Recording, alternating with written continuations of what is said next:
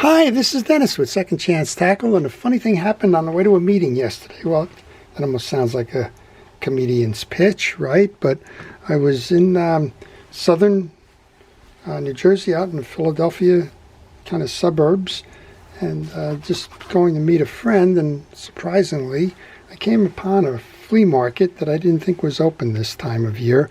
It's down in Columbus, New Jersey. And it's open on Thursdays, Saturdays, and Sundays. Well, yesterday happened to be Thursday.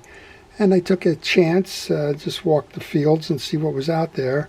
And surprisingly, I came back with, well, an unusual assortment of fishing reels, but also some classics and some unusual ones that will make it to be videos in the YouTube on my channel.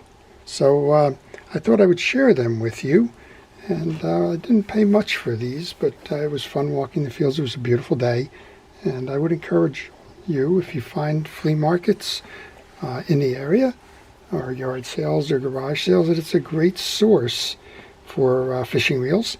And sometimes they're just parts reels, sometimes they're project reels. All of them could be tuition reels. Take them apart, learn how they're made. Learn the histories behind them and grow your knowledge of fishing reels, their manufacturers, and where they were made and why they were made the way they were. Well, if you like those kinds of things, I want to encourage you to subscribe to my channel. If you do subscribe to my channel, please use the notification button.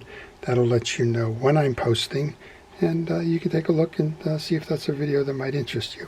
Let's take a look. First table I stopped at actually had a few pen reels on them. And they were only asking a few dollars each because, well, they're damaged. Here's a Penn 85 Seaboy. This one was made in the 1980s.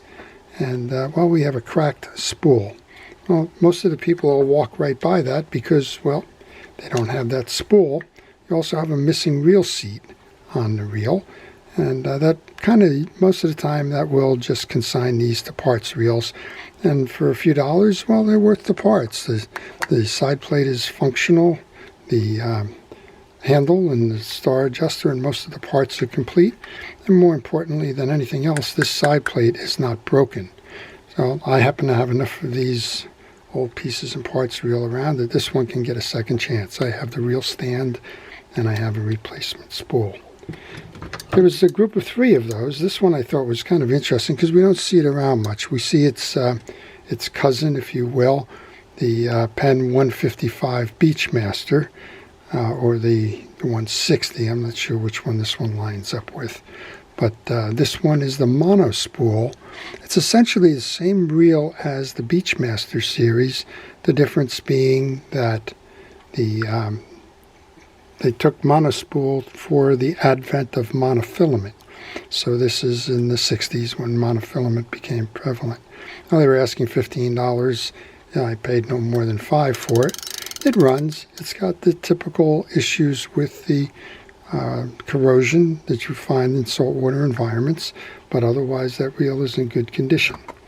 Here's another version of it. We're just talking about that. This is the 155, so that must be the 160 size. Same thing here. This reel has that same plastic spool that the Seaboy had, but it's not cracked. And this probably has the original Dacron line on it from the 60s. These reels go back a long way, and it's obvious this one hasn't been serviced in a very long time, but this one has less of the issues with the chrome. This one's going to clean up beautifully, and it also has the reel tie down. Again, one of the things that's important when you're looking at these reels, make sure that your side plates are not broken. So those were the 3 pens. They didn't want much for it, and I convinced the seller to toss this one in. It was the only other reel that they had on their table. And this is the Mitchell 320. This is a nice little reel. It's obviously got the taping on it from the hold the piece down, but it's working. Has a good old sense of the 1960s click, click, click kind of thing. And this one will fix right up. This one, I think we've seen this, you may have seen this trick before. It's got a sluggish bail return. Just oil the seams with some penetrating oil before you go crazy trying to fix it. And look what happens. it just snaps right back.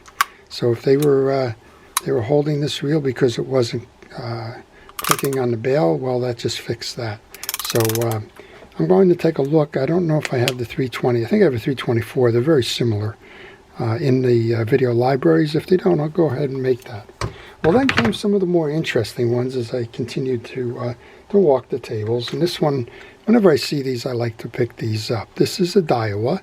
This is the Daiwa 208RL. It's a spin cast. That means it's a closed-faced model. And again, you want to check a couple of things when you're buying one of these. First thing you want to check is, does the reel operate? Push it down, make sure that it closes, and then turn it, make sure that it clicks back. We have I believe that's the click override.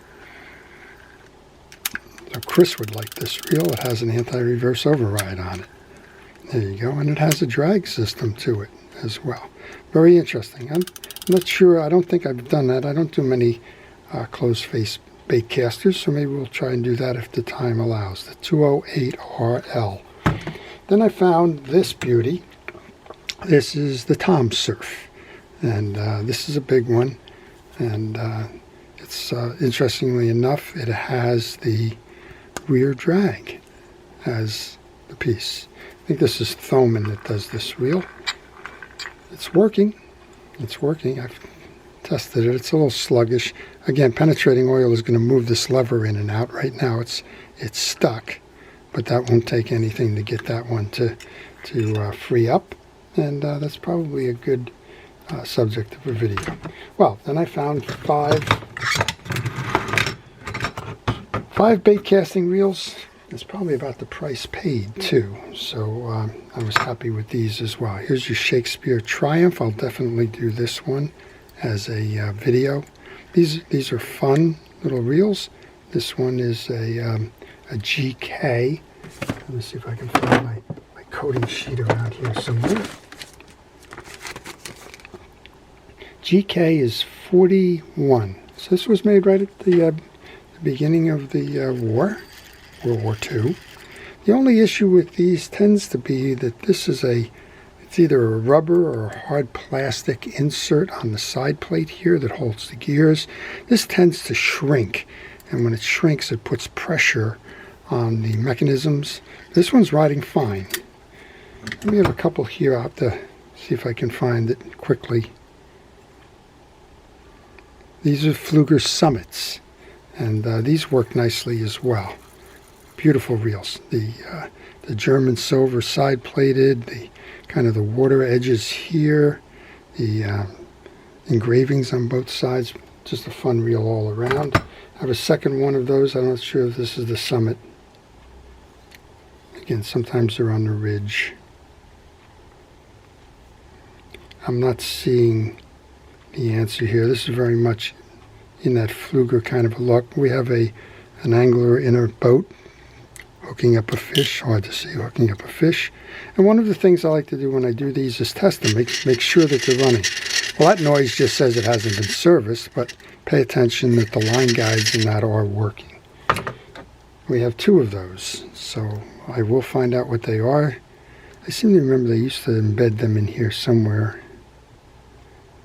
Not seeing it right now, but I'll find out. It could be a trade reel that was made by Summit. This one, even though it probably hasn't been serviced in as long, is still working fine. And I've saved kind of the best for last, and this one kind of got my attention right here. This is the Shakespeare, made in Kalamazoo, USA. Honor built, honor sold. So I have a very early one. This is a kind of a similar reel. You can notice the difference in the counterbalance on that. And this one has a much sharper logo on the seat. And this is the 1918 model, right? And it still runs today. Well, when I saw this on the table, I almost thought I was getting the same thing. I remembered the knurled crossbars. And this one is much more faint, but it has a similar logo on it. I believe, it's hard to see, I put it under a microscope or whatever. I believe it says 1924 model, and they used to use the actual years of the models in their dating. Well, this one is 100 years old. We're in 2024. This one is 1924. Yep. Sounds just like a 100-year-old reel, but you know what that did? That got me a very inexpensive price for it. This is the Universal Precision Model 1745. Again, I believe it was 1924. So even though I'm not in the flea markets that much these days anymore, that bright sun and that warm weather convinced me to take a stroll out in the field, and this is what I found. So I would encourage you again to go take a look. You never know what's going to be sold when. Sometimes you just get lucky. So I hope you've enjoyed that little bit of my flea market finds here on the East Coast. And I hope you look forward to seeing some of these as videos. Again, I would like to thank our first responders and essential personnel, our police, fire, rescue, for everything it is that they do. And I want to welcome everybody that has recently subscribed, and thank everybody who's been a long-time subscriber. You are what makes this channel work. To everyone, have a great day out there. Enjoy your time on the water. Enjoy your art of fishing reel repair. And have fun finding your next project. This is Dennis with Second Chance Tackle.